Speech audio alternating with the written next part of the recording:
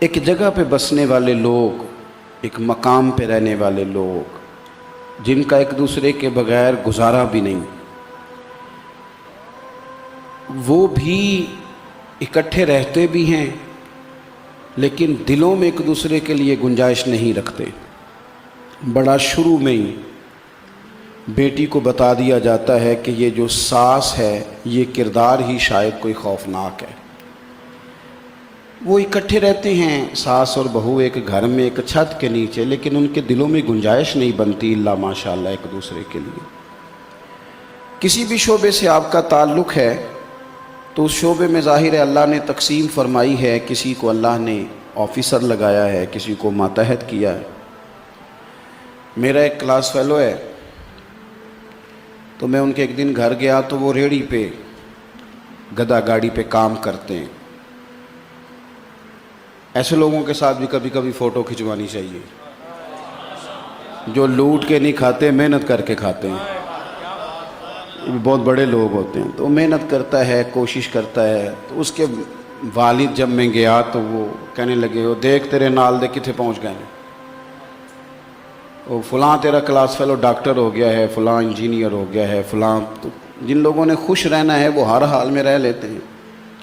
تو اپنے والد صاحب سے کہنے لگا جی سارے انجدے ہی ہو جاتے جی انجدے اے ہو گئے نے تے لوکاں دا سامان کنے ایک تو دوری جگہ تے پہنچانا سی، یہ بھی تو کسی نے کام کرنا تھا نا۔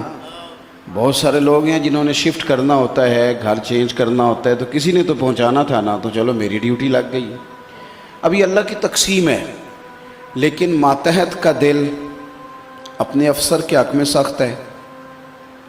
آفیسر کا جو دل ہے ماتحت کے بارے میں یہ بن گیا کہ یہ کام چور ہوتا ہے، ڈیوٹی نہیں کرتے، بھاگ جاتے ہیں۔ یہ ہمارے مذہبی ماحول کے اندر ایک بزرگ کو میں نے ایک دفعہ دیکھا تو میں بھی بڑی شدت سے، بہت سارے لوگ مجھے جو سنتے جانتے ہیں، میں نعت خوانوں کے بارے میں جو اصلاح مجھ سے ہو سکتی ہے بات کرتا رہتا ہوں۔ انہوں نے کچھ ایک دن زیادہ ہی سخت بات کر دی، میں نے ان سے کہا کہ یہ تو نہیں نہ ہو سکتا نعت خوانی بند ہی کر دی جائے، یہ تو نہیں نہ ہو سکتا۔ ہمارے بزرگوں نے نعتیں حضرت حسان بن ثابت سے لے کر اعلیٰ حضرت فاضل بریلوی تک، حضرت پیر میرے علی شاہ صاحب تک یہ نعتیں لکھی ہیں، تو اسی لیے لکھی ہیں نا کہ پڑھی جائیں۔ تو ہم نے کسی کی اصلاح کرنی ہے پر اس کے بارے میں اپنے رویے کو تلخ، ترش اور سخت نہیں کرنا، گنجائش رکھنی ہے۔ دلوں کی سختی روز بروز بڑھ رہی ہے اور ہر محکمہ دوسرے کے بارے میں، ہر گروہ دوسرے کے بارے میں 2 4 5 باتیں یاد کرتا ہے، پھر سختی پیدا کر لیتے ہیں۔ نتیجہ یہ نکلتا ہے کہ اتنی سونی مخلوق جو رب نے بنائی ہے ہمیں اس پر پیار ہی نہیں آتا، کیونکہ ہمارا رویہ سخت ہو گیا ہے، ہماری طبیعت سخت ہو گئی ہے۔ ہمیں بہت سارے لوگ بھلے نہیں لگتے، کیوں کہ ہمارے مزاج کے نہیں۔ تو جب دل نرم ہوتے ہیں، جب دلوں میں گنجائش ہوتی ہے، جب دلوں کے اندر انسان رحم کے، کرم کے، یہ موضوع کیوں رکھا کہ آپ کا عنوان شب رحمت ہے نا، جب آپ کی طبیعت تھوڑی نرم ہوتی ہے تو پھر آپ معاف کرنے کا بھی مزاج بناتے ہیں، پھر آپ کچھ لوگوں سے ان کی غلطیوں سمیت بھی پیار کر دیکھیں نا۔ دوسروں کی غلطیوں کا شک ہوتا ہے، اپنی غلطیوں کا پک ہوتا ہے۔ ہم کیا کرتے ہیں؟ اپنی ساری غلطیوں سمیت اپنے آپ سے پیار کرتے ہیں، لیکن دوسرے کی ایک نظر آ جائے تو گھینا آنی شروع ہو جاتی ہے ہمیں۔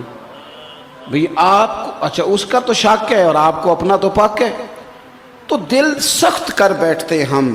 قرآن حکیم نے میرے نبی پاک صلی اللہ تعالیٰ علیہ وسلم کی شان بیان کی تو رب کریم نے فرمایا، یہ ذرا ترتیب دیکھیے قرآن حکیم کی، فرمایا فَبِمَا رَحْمَةٍ مِّنَ اللَّهِ لِنْتَ لَهُمْ، اے محبوب اللہ کا کتنا فضل ہوا ہے کہ آپ اپنے غلاموں کے لیے نرم دل ہو گئے۔